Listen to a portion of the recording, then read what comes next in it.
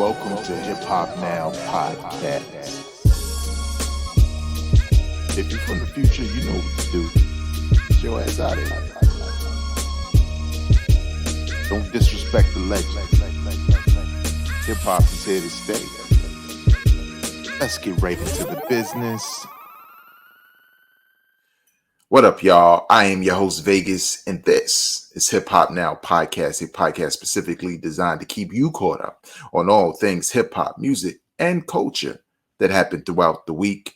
Big shout out to the supporters over at patreon.com/hiphopnow. And if you would like to support this podcast, you can do so over there. The link is in the description of this episode. Another way you can support is by hitting that subscribe button, because we are looking to get to 500 subscribers on the YouTube channel.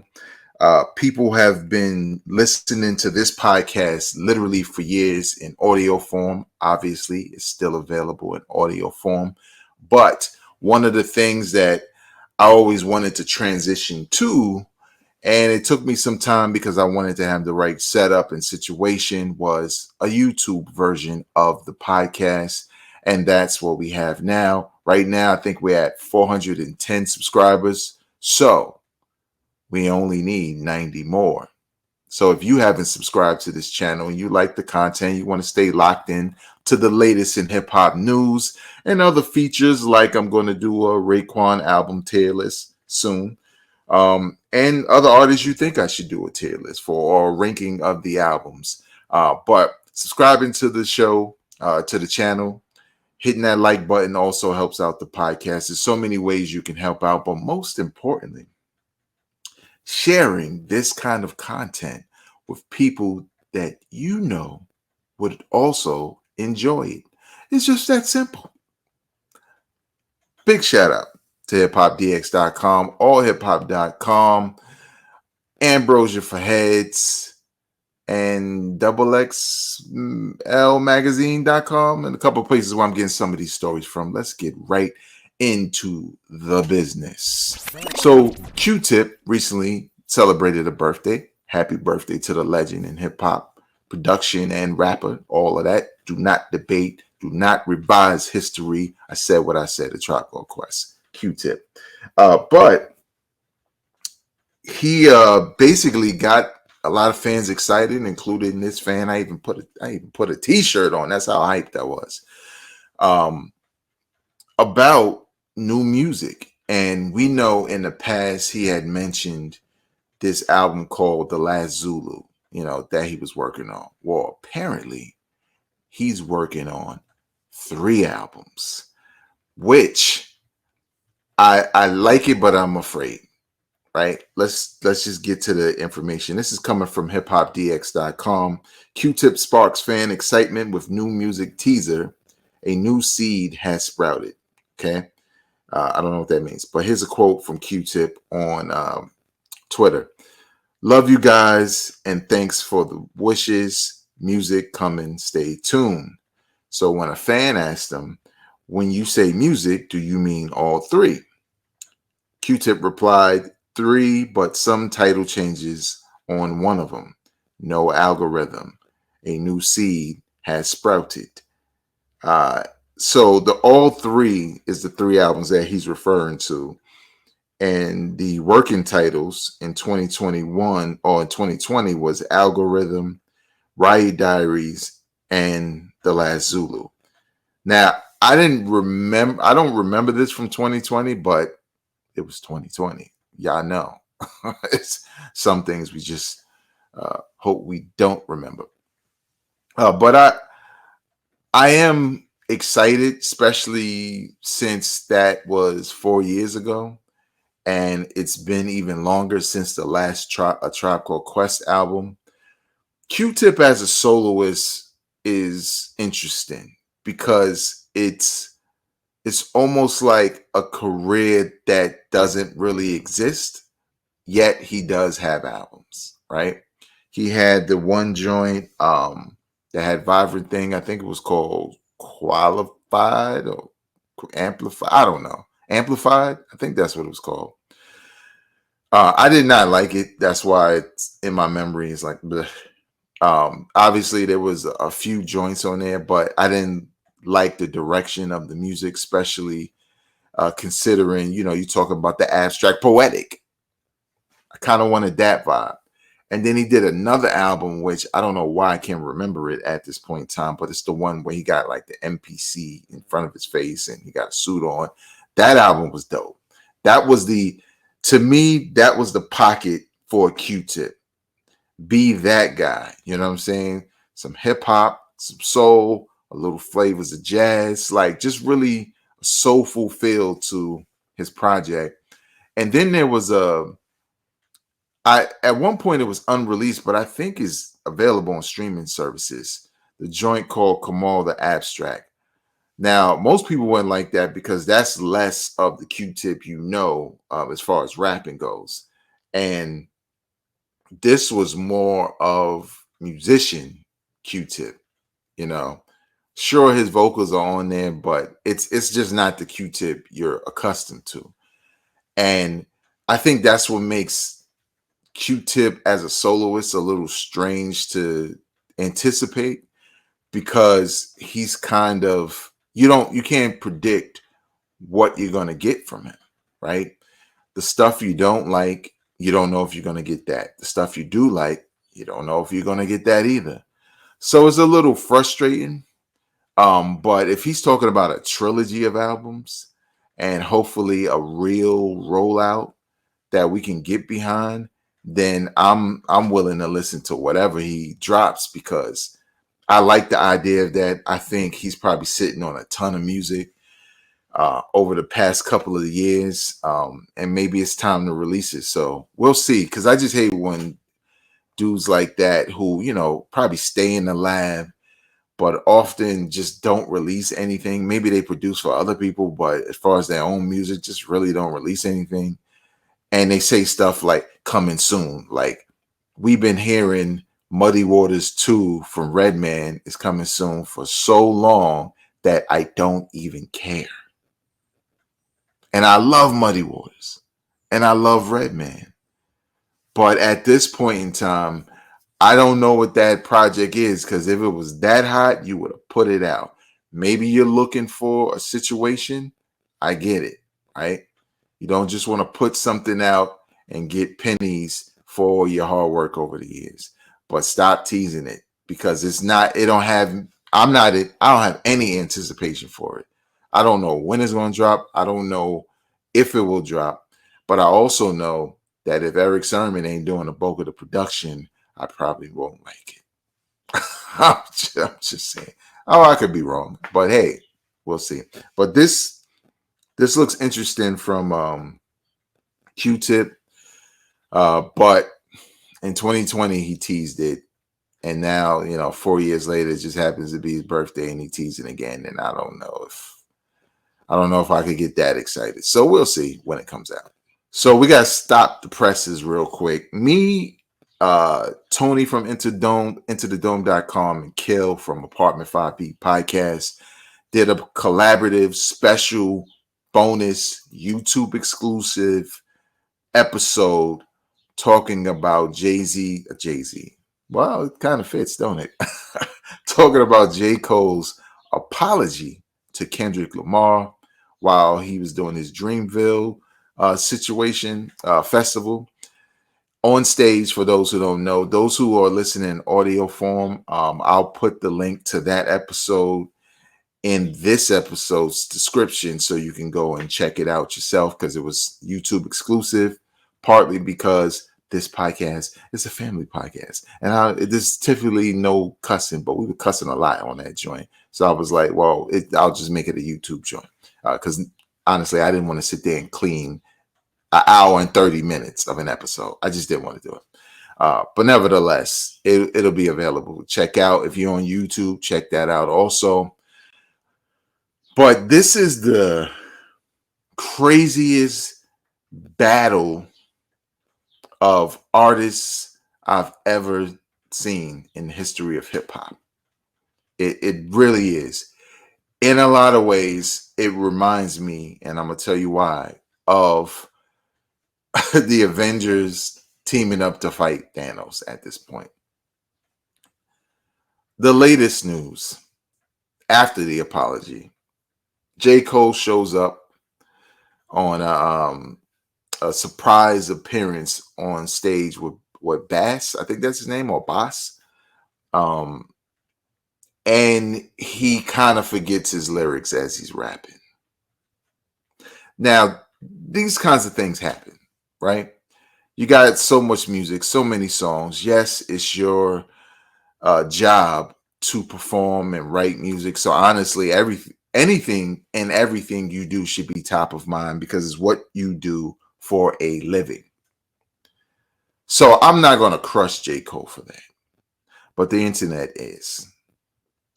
And they're really crushing him now because Metro Boomin and Future released their follow-up to an album that was just released not that long ago that contained the Kendrick diss that dissed Drake and J. Cole. That album was called We Don't Trust You. This new album, which is all new, not a deluxe, is called We Still Don't Trust You. And it features The Weeknd, who throws some shots at Drake, A$AP Rocky, who also throws shots at Drake, but also J. Cole. And J. Cole's not dissing Drake. He's just rapping. And most people probably, like myself, believe this is something that was recorded way back. But in this game of chess or checkers or whatever Metro Boomin and Future are doing, assembling the Avengers against Drake, now they just threw down the extra big joker because they put an album out that has a J. Cole verse on it. The album directed at Drake that also features J. Cole. Drake fans, Drake stands. I'm a Drake fan, but there's Drake stands, and that's what I want to talk about. Are referring to Drake without a diss record response or anything like that yet as Thanos. And they're saying it from a position of power, right? He must be Thanos. They teaming up against him. Dog, Thanos died in Endgame. I don't know if you want to be Thanos. You might want to be Thanos in Infinity War. But when Endgame happened, they killed him twice.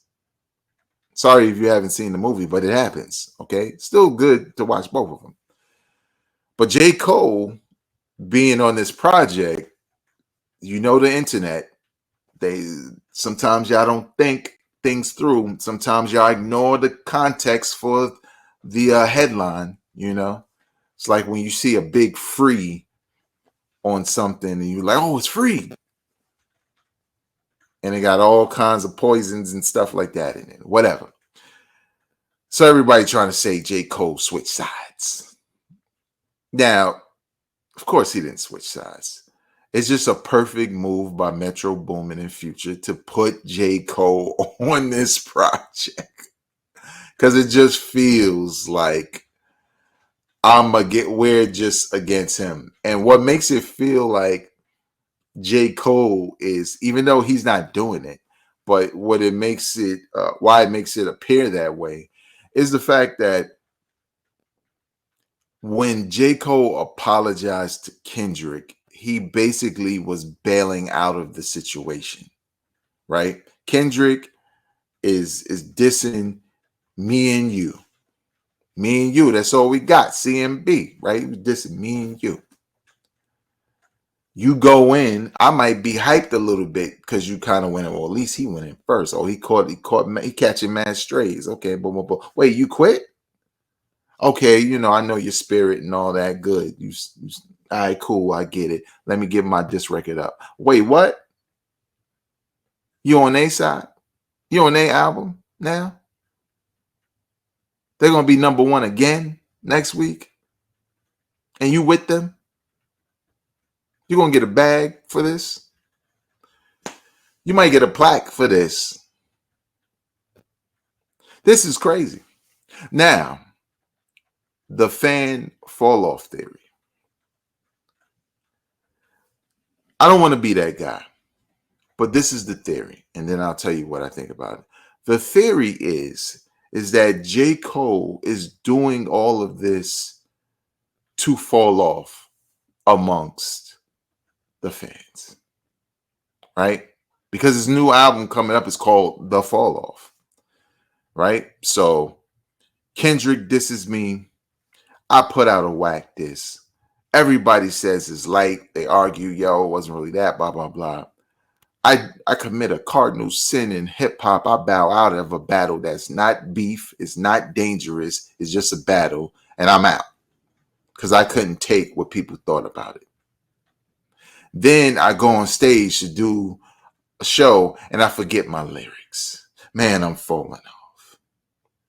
And then it appears that when I was in alliance with this dude, I'm on the other side now. The fall off. That's the fan theory or the stand theory that's starting to spread around a little bit. Now, some people really like it because it's almost like a method actor, right? Just every day walking around preparing for a role that you have no idea about. So you just think, oh, he's crazy now. Like Joaquin Phoenix did it, right? Remember when he had the big beard and crazy hair and glasses, and he was going on talk shows, he was doing all kinds of crazy stuff, but it was just for a film. Method acting, right? Here's even a little smaller one when people thought, yo, Denzel getting old and looking washed because he had the one big mustache. And then you realize he's in a Western, and that's why he had the mustache. And he cut it off after the movie. People think this is all a part of J. Cole's plan for his album rollout for The Fall Off. Now, if he revealed that to be true when the album dropped, I get it, but I don't know if you can recover from it. People don't like being tricked. They don't like being fooled into believing something just for you to say the joke's on y'all. It was all a part of the fall off. And when you think about it, because I don't want to spend too much more time on this, I want to move on to something better. When you think about it, right, I would like it as a concept, especially if you use, or you ask permission, right? You get some of the things that academics were saying about you, Joe Buttons, other random people on podcasts, like how everybody was talking against you. Maybe they in on it so they can get the sound bites on the album. Maybe they in on it. I just don't think the reaction is going to be what he would want. It could be a fall off for real. Right now, I don't think J. Cole is falling off. I just think he's just having a bad run at it. But I don't think this is the way to go. I don't think this is the way to go. I'd rather him use some of that as a result of what's happening, but not do a haha, got y'all. You know what I'm saying? It was the rollout for this album, because is everybody a part of your album rollout? Future, Metro Boomin a part of that? Kendrick a part of that? Drake a part of that? Like, the only thing that would be acceptable of a aha, we got y'all, is if Drake, Kendrick, and J. Cole say, boom, big 3 album, we got y'all, and it's fire. Then I'll just be happy, like, hey, I'll be happy more so for J. Cole, because it's like, okay, good, man, because I was going to say, you looking soft. I'll take that. Those 3. I think that would be actually dope, because I think they could cover so much ground musically as artists. I would love it. But it just being J. Cole's thing, nah, man, the internet is not forgiving. It will just make you look cornier if that's what you're doing. But if you say, and I don't know, maybe the fall off starts with a song called The Big Three and the Big Three are on it. Then maybe, I don't know. So I don't know. We just have to hear this album. I hope this isn't true. I hope there's a whole different situation with the fall off, because at the end of the day, we just live in a world where even if people love what he's doing and championing it, they will forget about it soon, very soon. Everybody was just talking about Diddy every day, and then this happened. So something else can happen, and we just switch off to that. So we'll see. And lastly, so with all of this, who's better, the big three, we still don't trust you, we don't trust you album, there's a lot more music out there. Might delete later, right? There's a lot more music out there than hip hop social media would suggest. And in June, around June or whatever, I usually do the best of the year so far. And I wanted to do a segment that now I'm not even going to do it because I didn't want to really commit to having to do that every month. But I wanted to do a segment where I said basically, and I had brought a guest on, these are the best albums of this month, because so much music gets released that it's hard to keep up on. Like I have albums in the queue that came out this year that I haven't listened to yet, because I don't want to move through music so quickly that the ones I like I never listen to, or I never go back, because now I got 10 more I gotta listen to for the first time. But usually I don't let that stop me, and there's always those projects that are in my heavy rotation. Like they're my go-tos. Now there's a lot of music that came out, but I just want to keep this simple from that. Well, a lot of music that came out that I think is dope. If I had to do a best of the year, a lot of this music would be in it, but I'm only going to stick to the three I am listening to currently, because they're my go-tos. So one of them would be Huss Kingpin and Ninth Wonder's Super GOAT. When I tell you, let me be clear, this came out in January, right? When I tell you that I listen to this all the time, and I didn't listen to Huss Kingpin all the time, I think there's something about what he does lyrically that goes so well with the dope production of Ninth Wonder. Ninth Wonder's production on here is just perfect for me.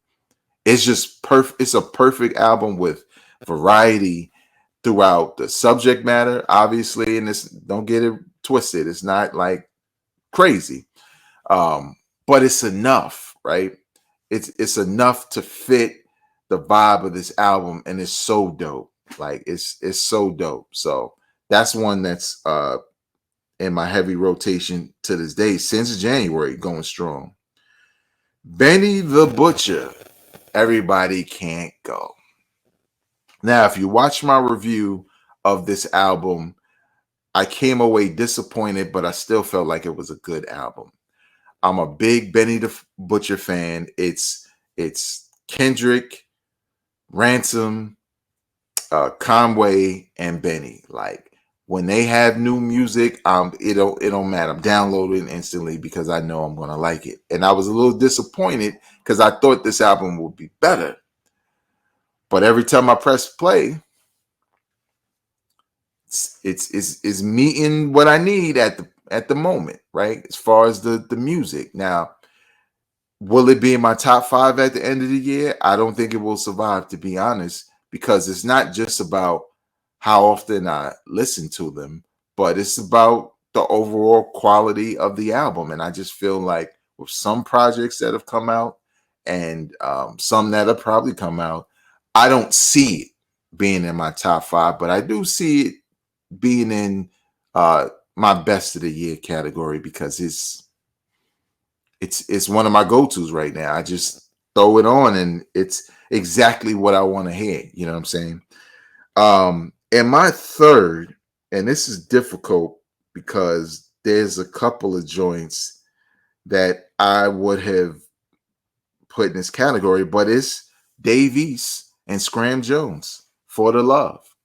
Now, the first two joints I mentioned, Hus Kingpin and Benny the Butcher, are kind of in the same lane, right? Boom bap, hardcore lyrics, gangster lyrics, whatever you want to say, right? Benny's album is a little bit more on the mainstream polished version of that, if that makes sense. And the Hus Kingpin joint is more on the underground feel, right? Well, this is more of variety. This is not Davies being the bar king. This is Davies making a project about relationships, right? And not in a corny way or a way that doesn't seem true to him. That's what I like most about it. Sometimes when rappers make records for the ladies, they make what they think rappers usually make, right? They rhyme a certain way with their voice, like they're talking to the ladies, like they emulate LL in a lot of ways, which makes sense, right? Go anyway, right? Emulate the GOAT. Uh, but it's one of those things, right? Like where you just kind of like, I know with me, sometimes I kind of tune out, but the way Dave East does it is so sincere and true to who he is that it's a relatable as a dude. It's relatable. And I love the 90s aesthetic that comes with this album. Mainly sitcom aesthetic, right? Martin really plays the whole Martin and Gina stuff. Some Living Single in there. Like, I just love it, man. And I really feel comfortable saying it will probably be in my top 5 of the year because I like variety and I like when artists do something different, but they fully commit to doing something different. Those are my 3 as far as heavy rotation. I listen to either one of those 3 at least once or twice a week. Obviously, there are others. And just for a bonus, I'll give y'all a bonus of rotation. 2 albums or 2 projects that could replace the 2 of the joints in this rotation. One being Ransom and Harry Fraud, Lavish Misery. That's a really dope joint. Just bars. That's all it is. It's just bars. That's what Ransom do. You just listen. Listen to this man. He's the technician with the bars. And the other one is from a while ago, but I'm still bumping it. The Color Chocolate Volume 1 EP by Shade Noir. Ransom's on here also. Your Old Droog, Evidence. 4-track EP. It's really dope. She can honestly ride out the year with that project, even though I know she got an album coming. If this is a preview of what's to come, I'm with it. I like it. I like it a lot. So there you have it. What is in your heavy rotation? 3 albums, 2 honorable mentions. Leave it in the comment section below. Maybe I've heard them, maybe I haven't. I would love to check them out. Obviously, there's a list of music coming that I have in the queue to listen to. Maybe I'll review them here. I'm not sure, but there's so much more hip hop out there than this hip hop beef. Where honestly, it feels like we've been waiting for it to explode, and it keeps imploding in a lot of ways. So we'll see. Subscribe wherever you listen. As far as podcasts goes, on Apple Podcasts, review it on Apple Podcasts, Spotify, and everything else. But also, we are trying to get to 500 subscribers right here on the YouTube channel. We're at 410. We just need 90 more folks to get across that line. If you like what you've heard, if you like what you've watched, hit that subscribe button, hit that like button, comment. I do read comments, I do reply to comments, but most importantly, share it with people you know enjoy this kind of content. Until next time, y'all, I am not a critic, I'm a fan. Peace.